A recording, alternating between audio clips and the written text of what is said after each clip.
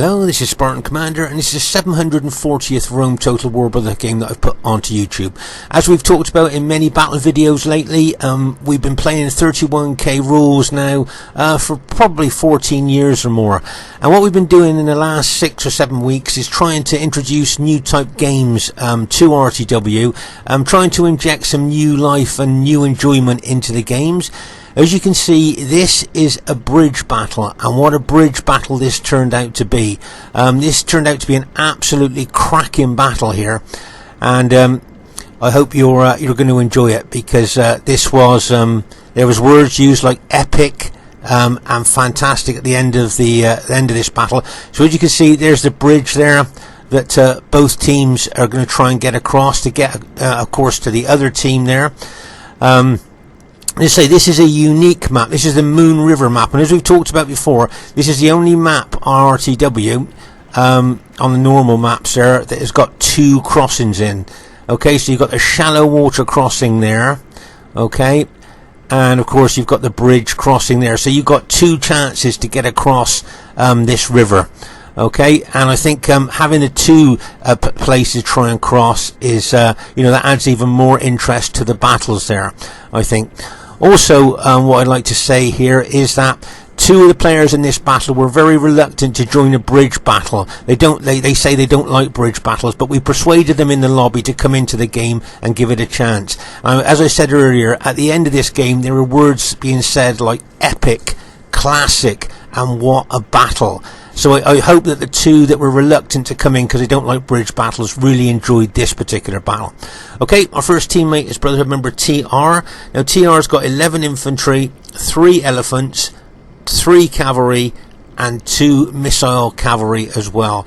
Okay, now fancy bringing Numidia to a 40k no rules battle. Numidia, 40k no rules battle. See these legionnaires here, as I said before, they look a little bit like Roman urban cohorts, but they're nothing like them. They can throw pilas, but their specifications, even when fully upgraded, are not that great. They can take casualties head on by archers, even when they're fully upgraded. There's a fully upgraded unit there of the Numidian legionnaires, 3 experience stripes, gold shield, gold attack. As you can see on this unit, he's only put 5 upgrades on there, so he's got mixed upgrades through his units. And there you are, you've got desert spearmen as well there. Okay, desert infantry spearmen. Now of course in the desert they would get a bonus, but on ordinary battlefields like this they won't be getting a bonus, but they've got those anti-cavalry spears, so they will be useful for dealing with enemy cavalry if the need arises there. Okay, and then of course he's got his archers. If you count the upgrades, he's fully upgraded his archers there, but those archers are only mid-range. Their specifications are pretty poor. As I say, the infantry and the missile troops of Numidia is not very good, but he's got his elephants here. Now remember, these guys got a massive 8 charge bonus. They've got the archers on the back of those elephants shooting at enemy troops, plus they've got that massive fear factor. Remember, when a unit's got a massive fear factor, it's taking the morale away from enemy troops, making them more susceptible to routing. So there you are, a Numidian army on a 40k each no rules battle. Very, very rare to see Numidia on a 31k battle, let alone on a 40k no rules battle. Our next teammate's brother member Aurelius. Now Aurelius has got 8 pikes, 2 archers, 5 cavalry, and 5 artillery. Check out the upgrades on his Seleucid pikemen here. If we count them up, that's 1, 2, 3, 4, 5. Fully upgraded Seleucid pikemen, 3 experience stripes, gold shield, gold attack, and just look at the length of those Seleucid pikes that the enemy troops got to fight down to kill the man on the other end. No, that's a pretty tall order there for, especially for Roman troops that are trying to get down those pikes. And if you notice here, he's got a combination of cavalry there. He's got his cataphracts, okay, there. You've got his cataphracts, and he's also got companion cavalry as well. If we look at the cataphracts there, we call these guys the tanks of the ancient world, because they're armoured from head to toe, and used properly, they can be battle-winning troops. Okay, And if you count the upgrades on those cataphracts, you'll see 5, 6, fully upgraded cataphracts, 3 experience stripes, gold shield, gold attack. And the other cavalry he's bought is companion cavalry. Now remember, these guys got a massive 9 charge bonus. That's the charge bonus is the impact and penetration that a unit can do to enemy units there. Also, if you notice there, fully upgraded companion cavalry as well. So all his cavalry is fully upgraded, and his pikemen were fully upgraded as well. And of course there, he's got his 5 artillery. So he's got a lot of firepower he can bring to the battlefield as well. So that's a pretty interesting Seleucid army there. Our next teammate is someone who's called himself OTD Chinrizig, but is in fact Scorpion King SR. Now Scorp's got 8 artillery, 2 cavalry, and 10 infantry. Okay, so that's his 40k no rules army there. You'll notice some of his units there got 7 upgrades on, an experience stripe, gold shield, gold attack. There, I think most of his units have got that, plus he's got an eagle unit as well. Now he's got the eagle unit there so that eagle unit can give a morale bonus to his infantry. Okay, so don't forget I can do that. Well, his cavalry general can then go off around the battlefield doing whatever it wants, knowing that there's a morale bonus unit for his infantry. Plus, look, 1, 2, 3, 4, 5, 6, 8 artillery pieces, 8 onagers he's got. Imagine the firepower he's going to bring to the battlefield with 8 artillery pieces there. Of course, a lot of his units are hiding in the woods there, so I think that's quite an interesting Roman 40k no rules army there. And it'd be interesting to see how Scorp does with that during the course of the battle. Our last teammate is myself, Spartan Commander. I've got 12 Spartans, 3 archers, 1 fast-moving cavalry unit, and 4 artillery. Okay, if we just have a quick look at the upgrades of my Spartans there, you'll see I've got a couple of units with just gold shield, gold attack on there. Okay, but the majority of my units have got an experience stripe, gold shield, gold attack. So as I say, I think 10 of my units got gold experience stripe, gold shield, gold attack. I've also got this fast moving, fully upgraded armoured general unit, armoured cavalry general unit there, and that's to try and protect my artillery. If they bring a fast moving cavalry unit across, say, the shallow crossing there, and he will attack the onager crews, and those onager crews can be killed quite quickly by enemy cavalry. So that's why I've got that fully upgraded fast moving cavalry unit there to defend them. So we've got a very diverse army. Look, we've got Numidia with TR, we've got Seleucid with Aurelius, we've got Rome with Scorpion King SR, and myself with Greek cities. What a cracking battle this is, and I really hope you enjoy this battle. And here is the other team. We have GOTW Romex. Now Romex has got 3 artillery, and get ready for this, 16 infantry. So he's just got 3 artillery. Notice he's got his onager crews in open order there.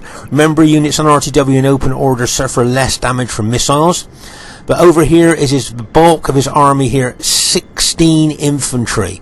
Oh my gosh. If you notice here, the forward units of his battle formation, if you notice there, I've just got gold shield, gold attack upgrades on there. But if you move further back into his battle formation, look, the rest of his units have got 8 upgrades on. 2 experience stripes, gold shield, gold attack. You imagine urban cohorts with 2 experience stripes, gold shield, gold attack. Plus, you've got the additional morale given unit of an eagle unit there as well. Remember, that eagle unit will be giving morale to those troops. Plus, he's got his infantry general as well. So not only have those troops got really good upgrades on, they're getting 2 morale bonuses from the eagle unit and the infantry general unit. So make no mistake, that is going to be a difficult army to beat there.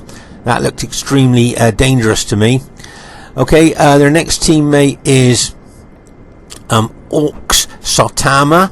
Okay, now Orcs Saitama has got 11 pikes, 5 artillery, and 4 cavalry. Okay, and as I say, Macedon on 40k no rules battles can be a very formidable force.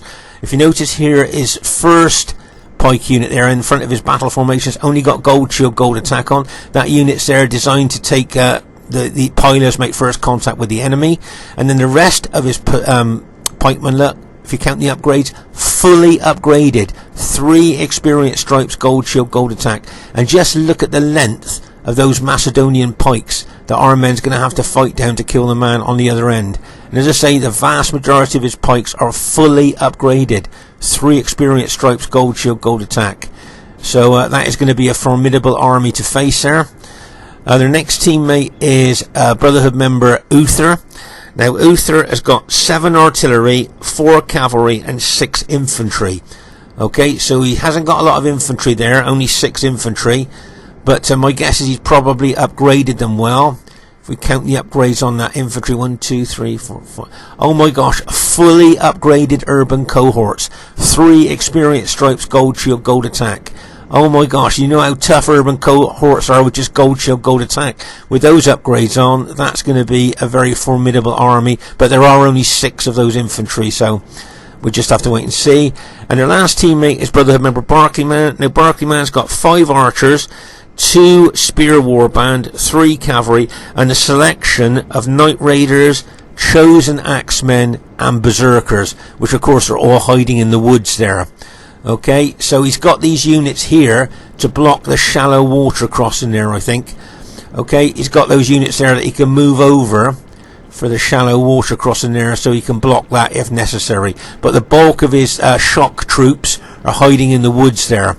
Okay, so you've got Romex with Rome, you've got Saitama with Macedon, you've got Uther with Rome, and you've got Barclayman with Germania. Once again, a very diverse team there, and this should be a really great battle for you to watch. Okay, we literally just pressed start on this game here, and you'll see that Scorpion King has got a fast moving cavalry unit here ready to cross the bridge straight away. Can you think why he wants to cross that bridge straight away? Well, I'll tell you why he wants to do that. What he'd like to do with that fast moving cavalry unit is get up to the enemy artillery pieces and take out the onager crews. That's what he would like to do. If he could take out those artillery crews there, of course, that makes those artillery pieces useless there. So that's what I'm thinking that Scorpion King is thinking here with that fast moving unit.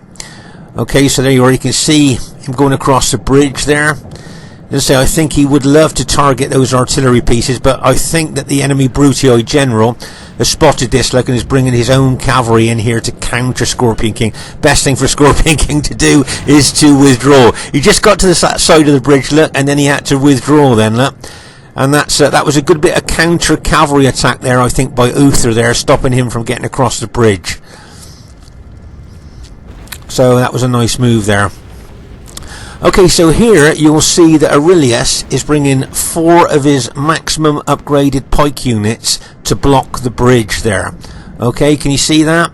He's moved those units there to block the bridge. Now, the only problem with doing that is that if you just stand units there, okay, what you're going to do is become target practice for enemy artillery pieces. Okay, they love to see units like that in close tight formation, just stood the other side of the bridge, and you imagine the damage that the fire pots from enemy artillery pieces could do on those units.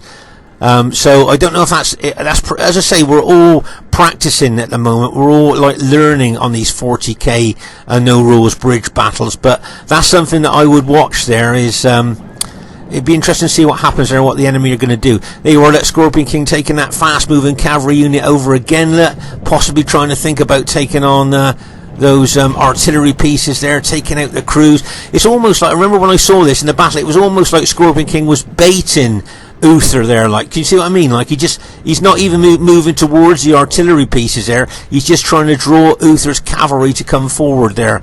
I didn't know whether that he might be doing that to try and target Uther's cavalry with artillery or something like that. But there you are, Uther just moved forward and then moved his cavalry out of any artillery range there.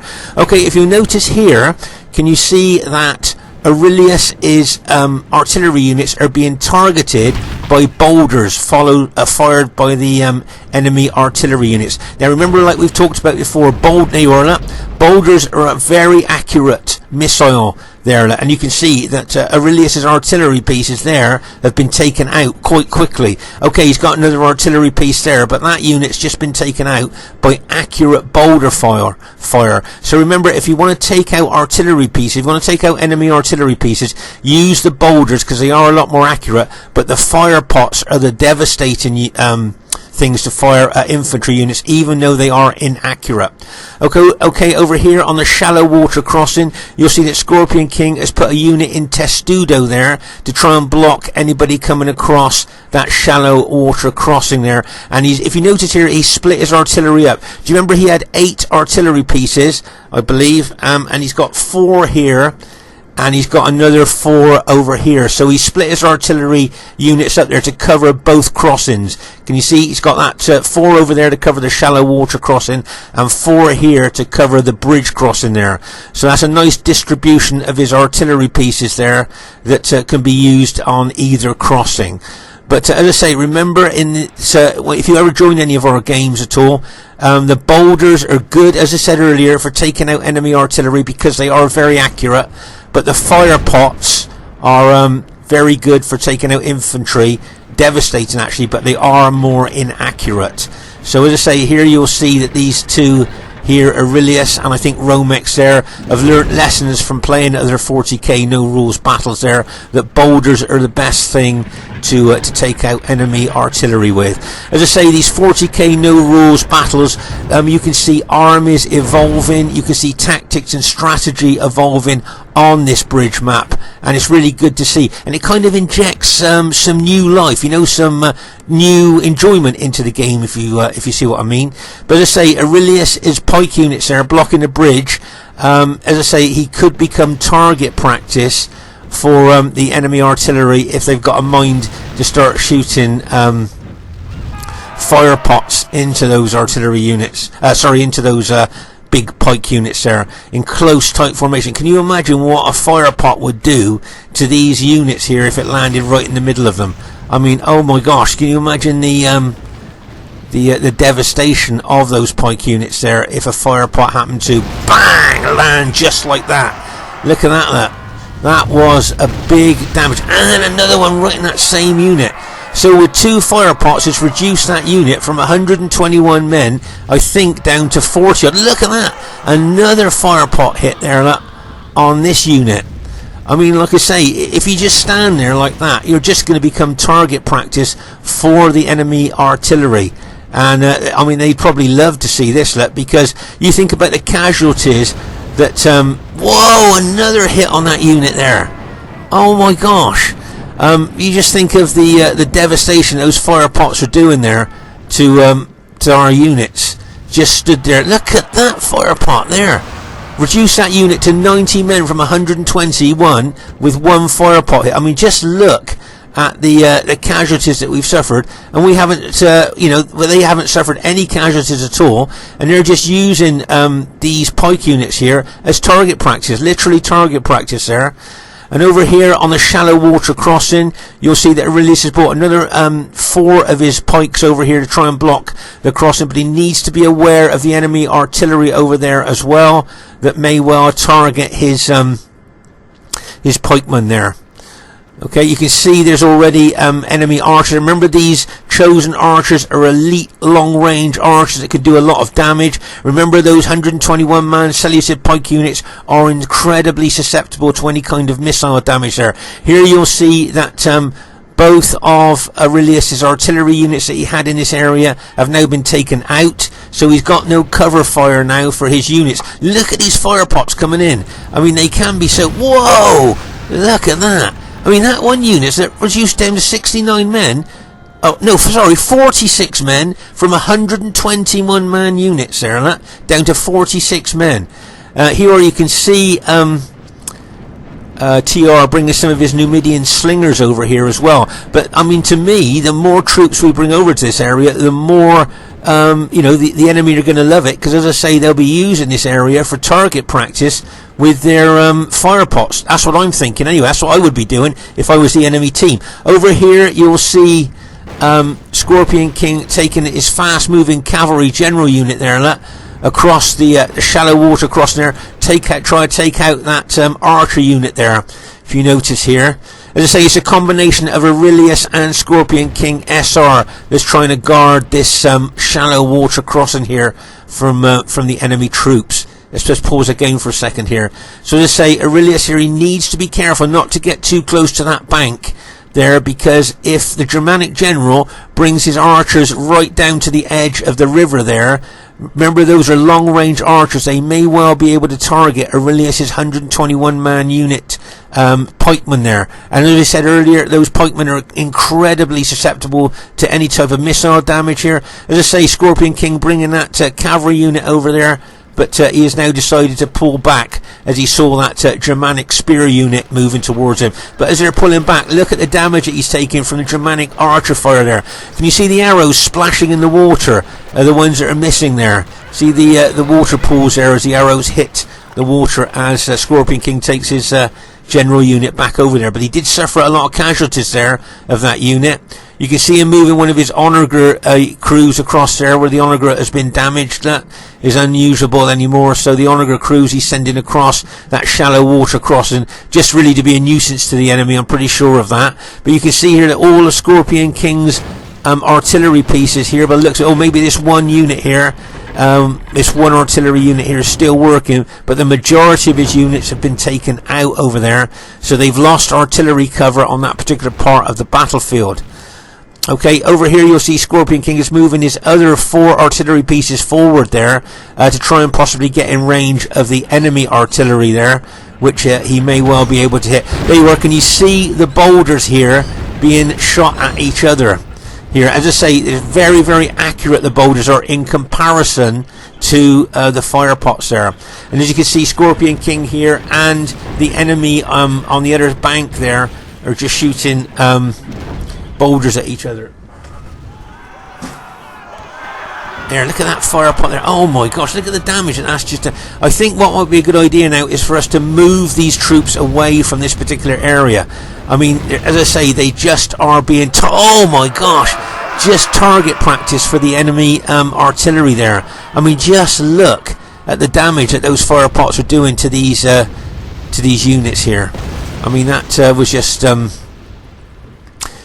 amazing, the damage that they can do. And as I say, it's okay blocking the bridge with units, but if you're going to suffer big casualties, then maybe it's not worth the of doing that really. Over here, you'll see that the Germanic generals brought a cavalry unit across there and has taken out that Onager crew that Scorpion King sent across. I think both Onager crews have now been taken out there. But look at those enemy archers on the far bank.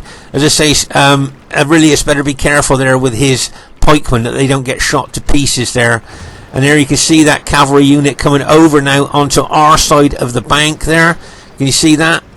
So now Barclayman has got a powerful cavalry unit on this side of the bank there.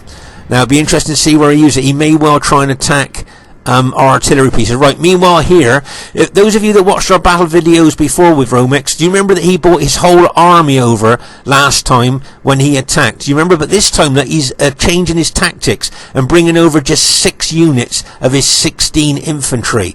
Okay, so obviously, as I say, tactics and strategies are evolving on this map. Now he's brought his Julii troops over here. If you notice, can you see his Julii infantry have already drawn their pilers? Can you see they're holding their pilers now instead of their swords, and they're getting ready to throw those into the Seleucid pikemen there.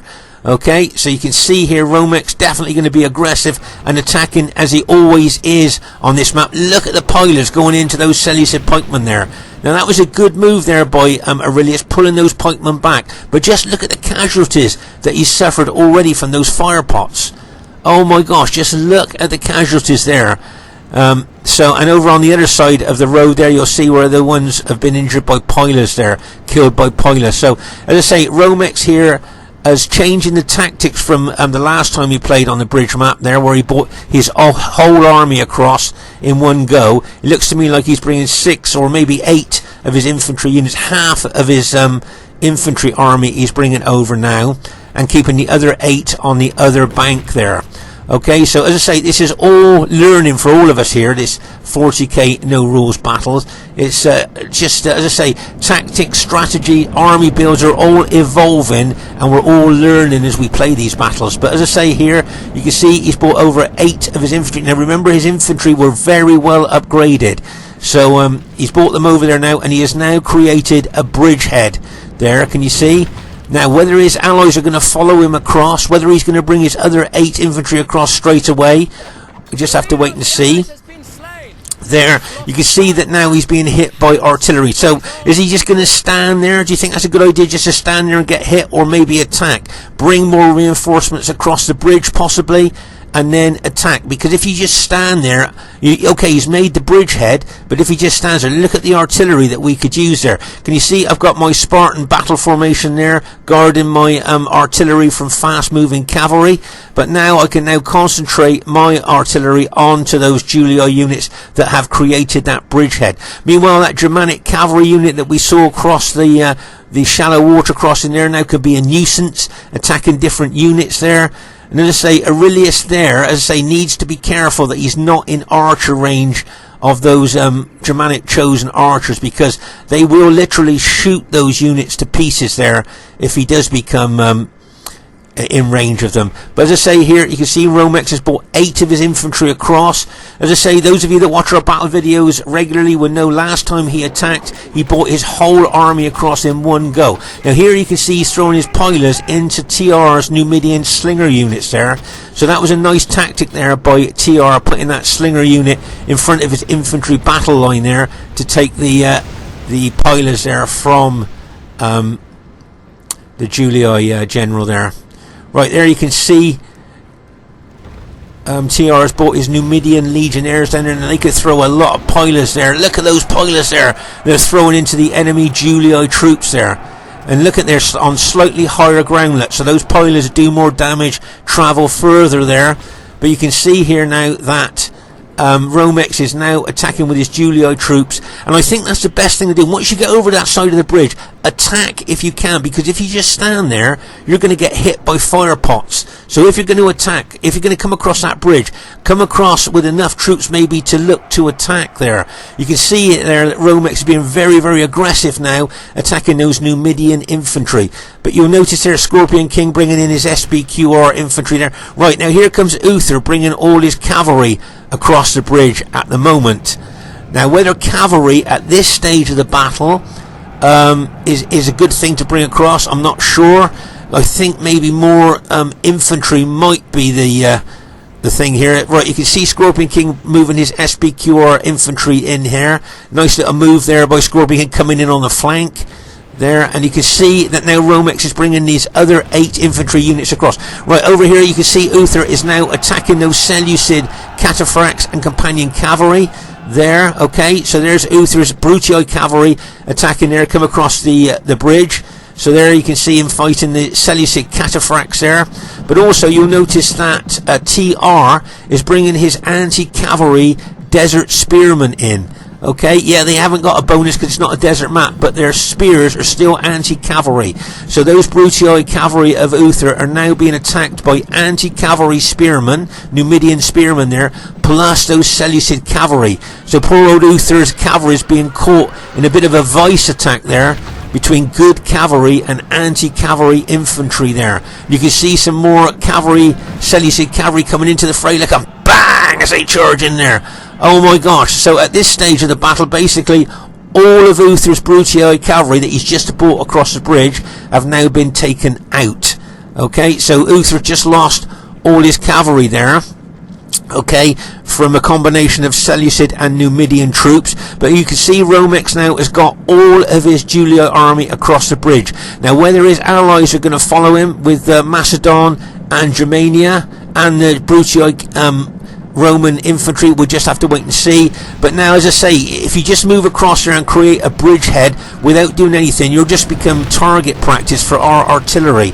So it's a good idea, if you're going to come across a bridge, to really continue the attack so that you're actually in melee with the enemy troops on the other side of the bridge, and then the enemy won't be able to use their artillery because they'll kill their own troops as well as yours. As I say, a tactic, strategy all evolving here on this map. Right, okay, you can see Uther now bringing his Brutii infantry across there, but you can see the fire pots from my artillery now. They're starting to target some of those Julii infantry. But the moment that Julii infantry gets into a melee with our troops, I'm going to have to stop shooting my fire pots because it'll kill my allies' troops there. Okay, so here now you can see over on the shallow water crossing. Look how these Seleucid units have reduced from 121 men. Look, what's that? 51 in that one, was it? 64 in that one. You can see these units are being greatly reduced by the archers, look, of Barclayman's chosen archers with their long range and the damage that they do. Those archers, look, have run out of arrows there. They've drawn their swords, but these 4 units in close tight formation to do more damage, more penetration, look, are just shooting those Seleucid pike units to pieces on the other bank there, look. I mean, they could weaken them so much, and then they could charge across that shallow water crossing and possibly take those Seleucid pikemen out. So this shallow water crossing could prove quite decisive here. You'll see they've also got their artillery pieces here that they're shooting into those Seleucid pikemen as well. So there's a good chance that the enemy may well be able to get a breakthrough on that shallow water crossing, as well as over here on the main bridge crossing there. As I say, you can see Uther bringing his Brutii infantry across. I think his infantry were fully upgraded. 3 experience stripes, gold shield, gold attack. You can see there that TR is not shy to bring his Numidian legionnaires forward there. He's not shying away from that. They're actually in the melee there. Over here you'll see the Seleucid cavalry charging into the enemy Julii infantry. You can see some Numidian cavalry charging in there as well. Oh my gosh. You can see that the enemy Julii, General Romex, is bringing over more of his Julii infantry to this particular flank there. Okay, so, as I say, they've made a good bridgehead there now, and they're trying to expand from that bridgehead. You notice here I've brought some of my Spartans down here as well to try and counter this attack by the enemy troops there, and try and contain them in this area here and stop them from expanding if I can. Okay. But here you can see, as I say, TR is bringing his Numidian legionnaires into the fight.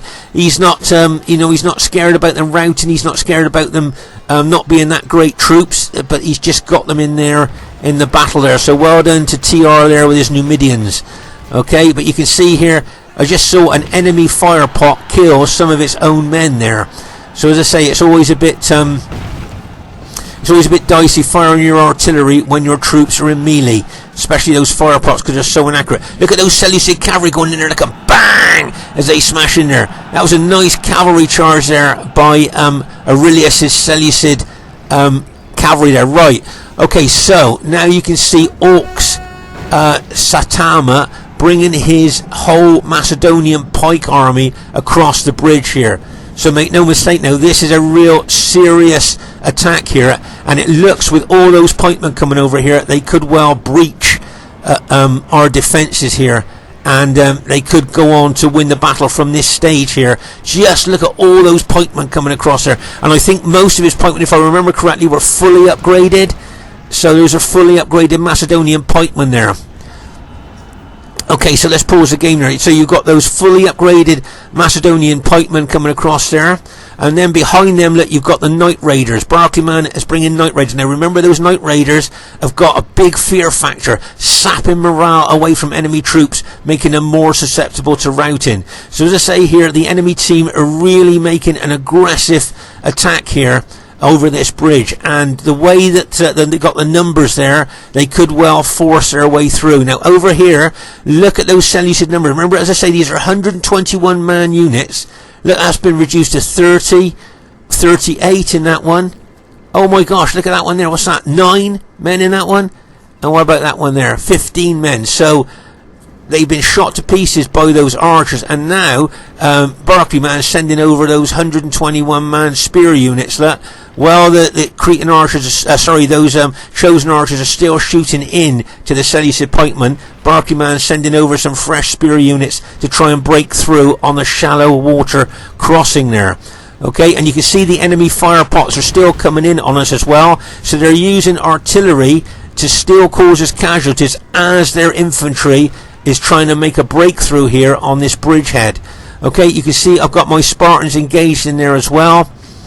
Personally, I think the Numidian infantry are doing really well, bearing in mind, they're looked upon as a weak, probably one of the weakest factions in the game, but I think they're doing well there. There's a Berserker unit. Look, Barclayman's brought a Berserker unit over there, which will be sapping the morale from enemy troops. Look at that one Berserker unit there. Look, using that effective against armor mace that he carries there to smash enemy Roman troops up into the air.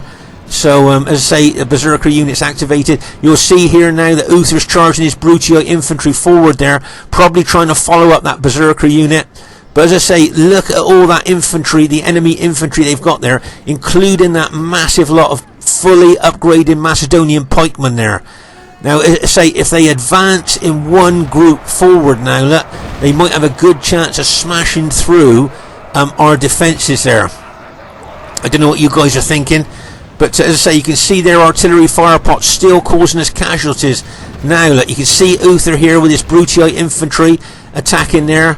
Now, I was just thinking, if the Macedonian general starts moving up behind Uther, adding that weight, there's Scorpion King's Eagle unit just been routed, so we've lost that morale bonus. You can see some of Scorpion King's units starting to rout here. As I say, I've got my Spartans closing in here on the enemy, but the long pikes of Macedon there certainly will be very dangerous to the short spears of Spartans there. Let's say you've got the enemy archers there shooting into us as well.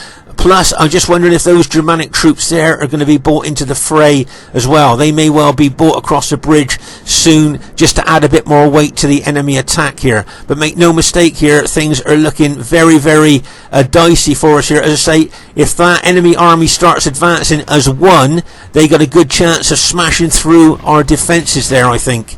Just look at those Macedonian pikes there moving forward. You can see, as I say, Uther's Brutio troops are moving forward there. Right, you can see, I think, these Knight Raiders now moving forward. Now, remember, Knight Raiders are good infantry in their own right, but they bring a big fear factor as well. Taking morale away from enemy troops, destabilise them. Here comes that Seleucid cavalry. Looks like they're going to charge into the Knight Raiders. Get ready for this. And bang! As they smash in there. Oh my gosh, look at that. A mixture of companion cavalry and cataphracts there charging into those Knight Raiders. And yet, look at those Knight Raiders still holding there, look, against that massive cavalry hit. And you can see the enemy bringing out Julii infantry, and the Macedonian general bringing his pikes out here as well to help those Knight Raiders. Let's pause the game for a second here. So, over here, those Knight Raiders now are attacking the Numidians.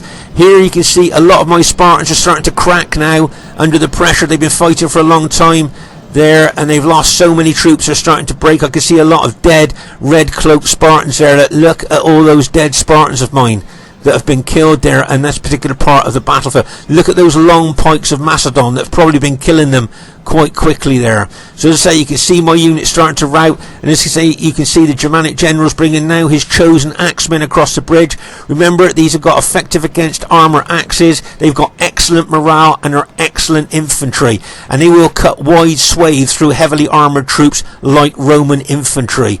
Okay, so you can see there the enemy are really making inroads now into this side of the bank. They're really pushing forward there. And now with these chosen axemen have arrived as well. Let's just pause the game for a second. That could really add a new dynamic to their attack. As I say here, you can see another one of my infantry units routing there under pressure from the enemy troops. Meanwhile, over on the river crossing here, you'll see that what's left of the Seleucid pikemen there are fighting those fresh Germanic infantry there, those warband units there.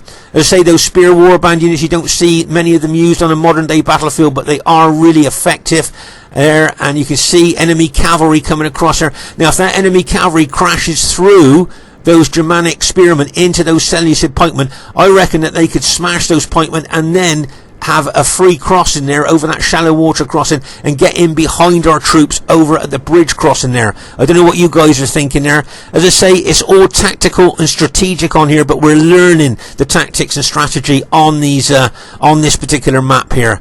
But you can see there the enemy really pushing forward now into our units. As I say, the Numidians, I think, have been doing really well, bearing in mind as they're often looked upon as probably the weakest faction in the game there. And as I say, I think they've been doing really well. And here you can see those Macedonian pikes moving forward to back up their Brutii ally there against our allies' SBQR troops. Pause the game for a second here. So look at all our troops that have been routed. Look at them all running away now. You can see my troops, SBQR troops, all routing there.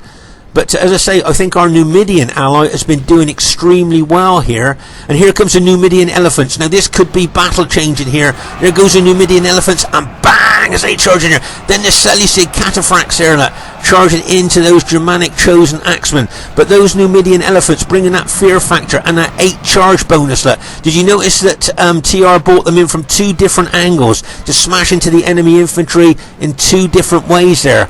But as I say, over here you'll see those chosen axemen there fighting those Seleucid cataphracts there. Remember those chosen axemen, as I say, have got effective against armour axes. Uh-oh, here comes those Numidian elephants, look, and bang, as they charge in there. Oh my gosh, routed those 2 Germanic axemen units there with 1 hit from the elephant. As I say, I think here, to be honest with you, this Numidian elephant charge has turned this battle around. I don't know what you guys are thinking there. I think the Numidian elephants there have just been brought in at the right time. Remember, using elephants is a very tactical thing. You don't just charge them in. There you can see Romex's general's been taken out, as well as a Germanic axemen that were over on that left flank. But as I say, going back to using elephants, if you use them tactically, they can be extremely effective. And I think TR's brought them in just at the right time there. As I say, remember they got that 8 charge bonus, but the main thing is that massive morale sapping ability they've got, the fear factor they bring. But meanwhile, on the shallow water crossing, as we feared, our Seleucid ally, after a fierce fight, has now been completely routed there. That's the last Seleucid unit there, and the Macedonians and the Germanic troops have now got across the shallow water crossing. Now if they're smart, they'll get up behind us on the higher ground, so they'll have the downhill bonus onto us there.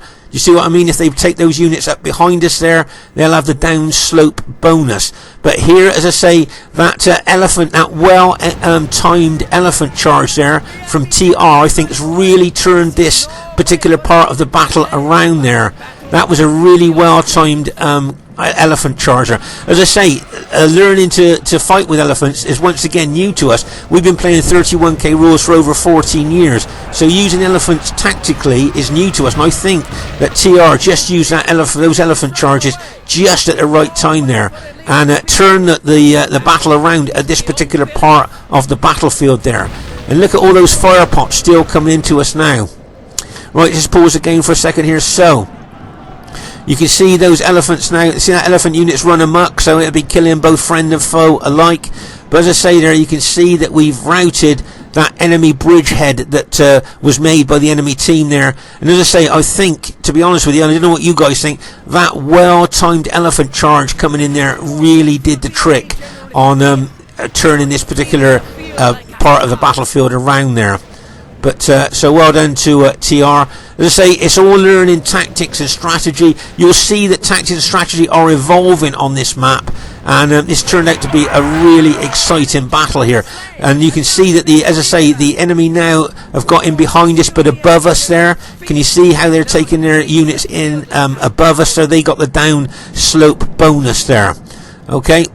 Right, so at this stage of the battle, both Scorpion King with his SPQR troops and me with my Spartans there decided we're going to cross the bridge, try and take out those artillery pieces that have been shooting into us for ages there, and they don't seem to have any heavy infantry left there. They've still got their archers that they could shoot us to bits as maybe we try and cross that bridge there, that narrow bridge, but they've got no heavy infantry there. They've got a couple of artillery units, I think, still left. That's why we want to get across there to try and take those artillery pieces out to stop them shooting into us there.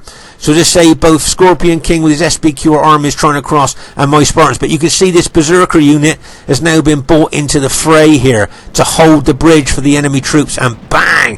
That Berserker unit is now activated. See the banner flashing above it.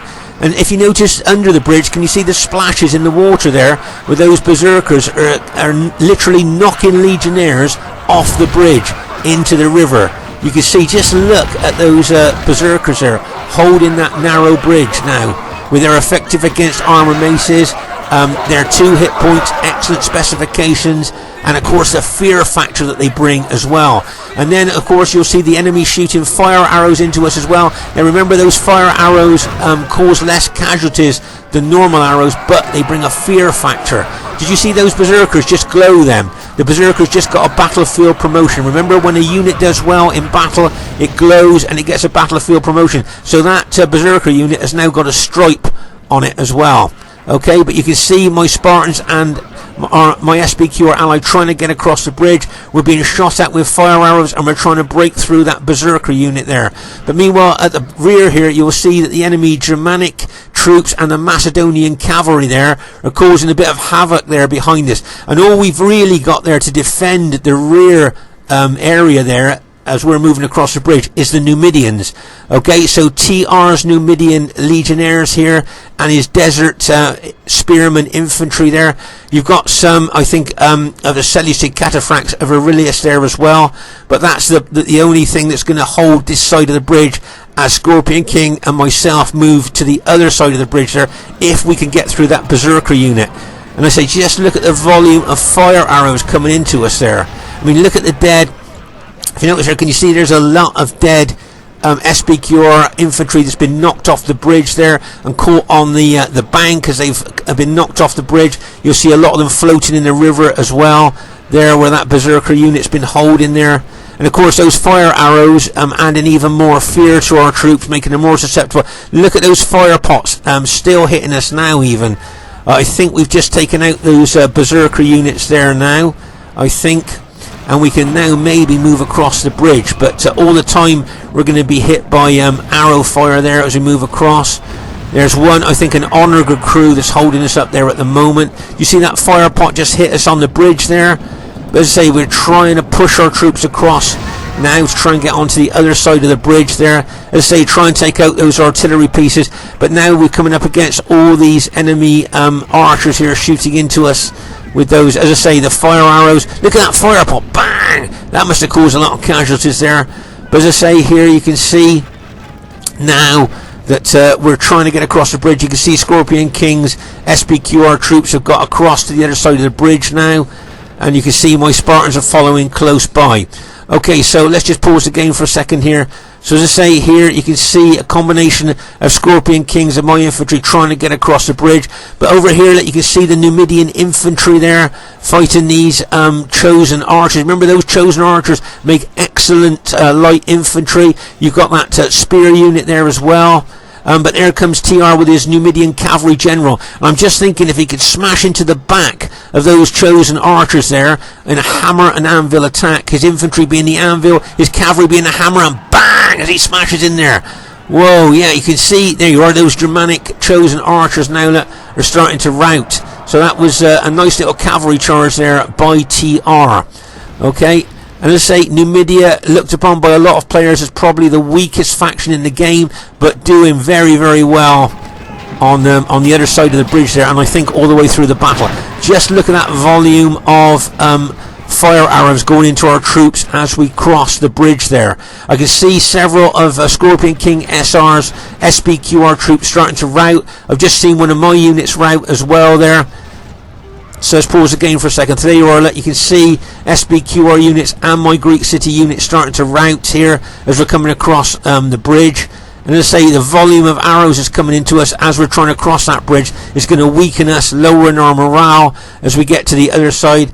But as I say here, our Numidian ally there has been doing well against these Germanic and Macedonian cavalry that have been roving our side of the map there, attacking units there, honor guard units, taking out the honor guard crews and attacking isolated units of ours here. But as I say, the Numidian infantry of TR, I think, have done extremely well here. In fact, I think TR has handled Numidia really well. Who would have thought Numidia would have done so well on a 40k no rules battlefield there? And there you are, you can see as we move across there. I think that might have been my general there. Was my general just taken out there, I think. Oh yeah, now I want to show you a little bit of disrespect here. Okay, can you see this Brutii archer, right, stood on my dead general's body? How disrespectful is that? Can you see my Greek city's general that's just been killed, possibly by that Brutii archer, and now that Brutii archer is stood on the dead body of my Greek city's general? Very disrespectful. I think my Spartans will be quite angry about that, I think, and that make them fight even harder when they see that, I think. But as I say, at the moment there, you can see all the fire arrows still coming into us as we're trying to cross the bridge. You can see a few of the enemy units starting to rout now, but as I say, we're still getting hit by a lot of enemy archer fire there, and you can see the enemy bringing in different units there, honour units and things like that, to attack us, to stop us trying to, as I say, break through on this side of the bridge. But meanwhile over here, as I say, the Numidians of TR have been doing really well. Here comes that Macedonian cavalry, going to smash into those Numidian infantry. Get ready for that. And bang! As that Macedonian cavalry smashes in there into those Numidian infantry. I think those Numidian infantry have held well, bearing in mind their specifications, and you know, not that great. You can see a couple of those Numidian infantry units starting to rout now there, but you can see a few of the enemy units starting to rout as well. But those Numidian units, I thought, have held well there. And as I say, TR has been handling Numidia extremely well. Here you can see that Germanic spear unit there fighting one of my Spartan units there.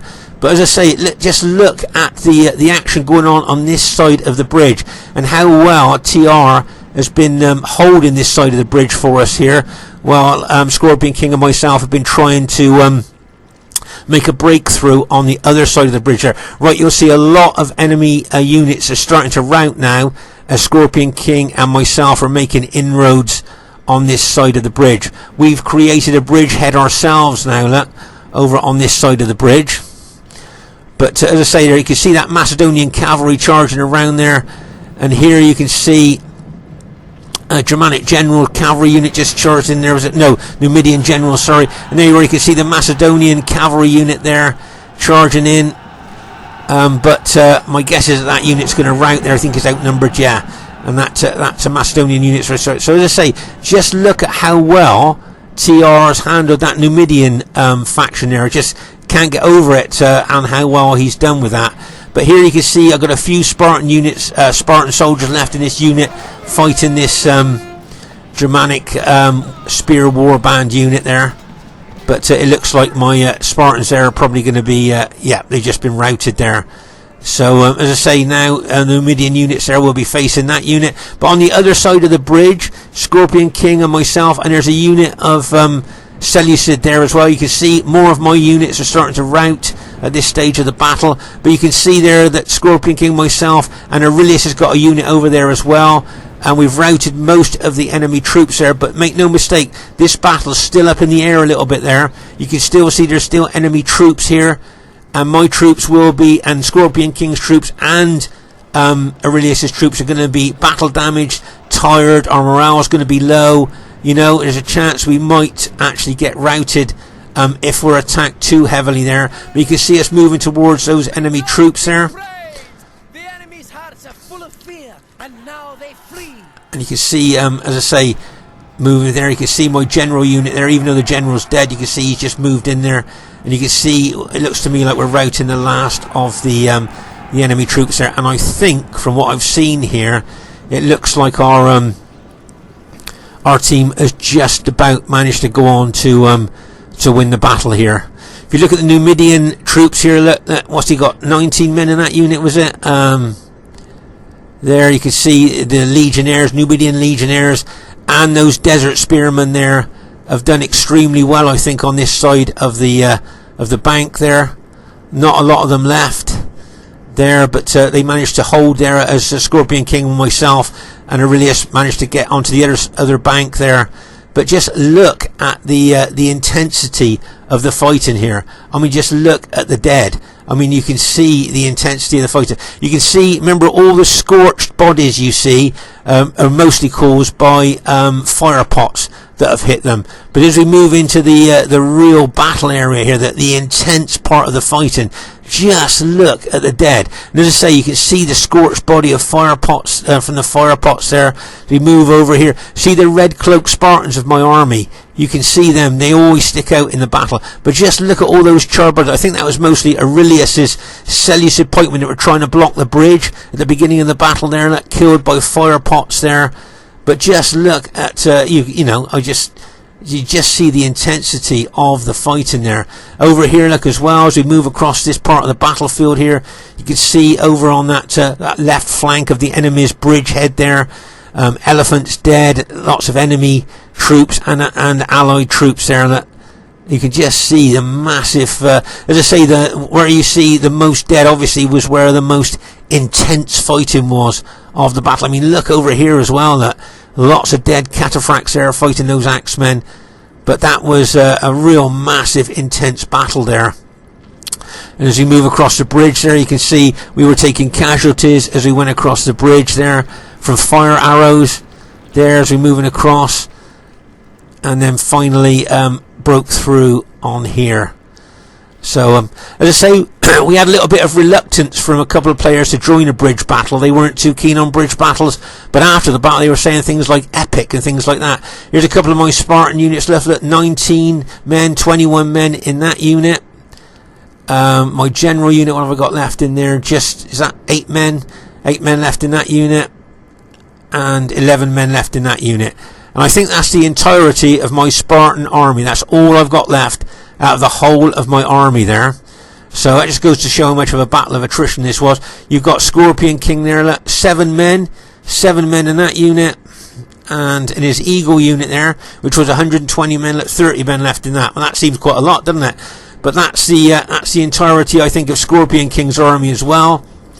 And Aurelius, I think he's got 2 units left. He's got this 1 unit here, and I think he's got 1 unit over there.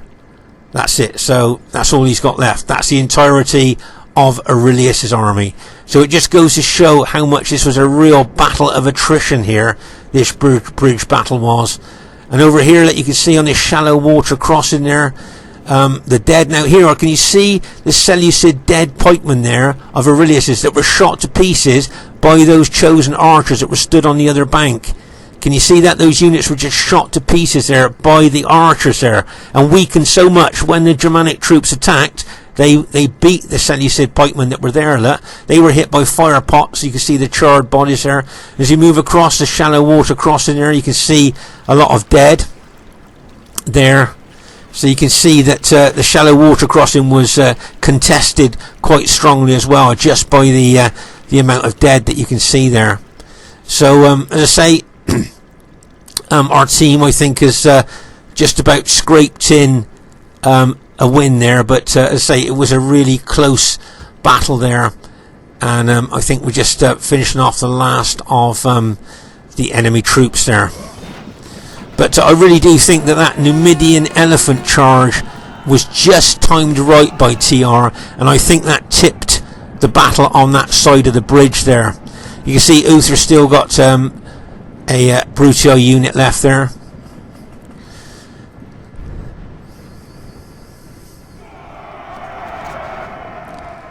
And there you can see him charging in there, and bang, as those archers charge into Scorpion King's SPQR unit there. But those archers I don't think will last very long now. They've just been routed there, so by those 2 SPQR units. The same, my Spartans are just chasing down the last of the enemy units that are left there. So the first thing I'd like to say is really well played to everybody in the game there. I thought everybody played well. It was a really, I think, an epic battle there, guys. I don't know what you think. So really well played to everybody. And as you can see, it was a close victory, as we thought it was. I think this might have been the closest battle we fought on this map so far there. The highest kills in the game. Was lucky enough to go to my Spartan army there, 1,992, just 8 kills off of the magic 2,000 kills there. So I'm very pleased with that Spartan army. I thought he did quite well. But well done to GOTW Romex there. Possibly didn't get the kills that he wanted to there, but he certainly led the charge across that bridge, and I thought he did a really good move there. As I say, we're all still experimenting with tactics and strategy, but he did well there. Well done to Orcs Saitama there. I think he got the 2nd highest kills in the game with his Macedonian, so he did well. Well done to Uther. possibly didn't get the kills that he wanted to, but he was very aggressive there with Romex coming across that bridge. And well done to Barclayman here. Got some good kills with Germania as well. So really well played, guys. I thought it was a great bridge battle there. So well done. Well done to OTD Chinzriggs, who Scorpion King SR. Possibly didn't get the kills that he wanted to there, but I thought he was very aggressive. Well done to Aurelius.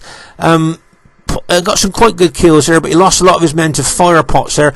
And well done to TR. I think he got the 3rd or 4th highest kills in the game with Numidia on a 40k no rules battle. I mean, oh my gosh, imagine that. And a lot of people look at Numidia as possibly the weakest faction in the game. So well done. I thought that was great. And I thought it was a very diverse battle as well. You got Greek cities, Rome, got Seleucid and Numidia in our team. Very diverse. And you got Rome, Macedon, Rome and Germania in the other team. So a very diverse battle there. And as I say, when I hosted this battle, a couple of players were very reluctant to come and join a bridge battle. They were saying, oh, we don't like bridge battles. But we persuaded them to join in the lobby. And if you look at here, you can see statistics here that a lot of my troops did quite well there. If you look at the statistics, not too bad. But as I say, we persuaded them to come into the game, and after the battle, I'm not kidding you, there were words being said like epic, classic, and what a battle.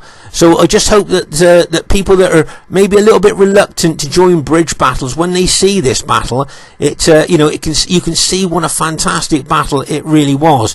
I mean, I think the word epic and those words epic and classic, I don't use those words lightly, but I felt that this battle did feel epic and did feel like a classic battle.